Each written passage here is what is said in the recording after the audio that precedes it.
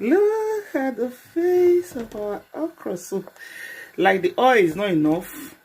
It's intentional. This year I want to reduce the quantity of oil I use for my cooking. The palm oil, yes, just little quantity. That's what I want to be using now.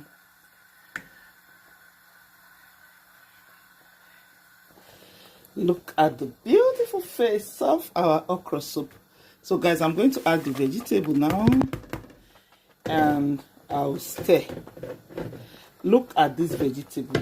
This is the definition of green leafy vegetable, guys.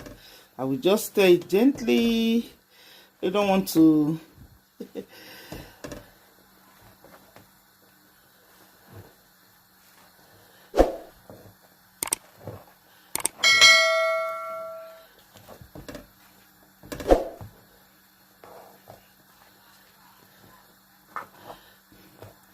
so I'm just going to cover it now and then allow the vegetable to steam for a minute, then I'll turn it off.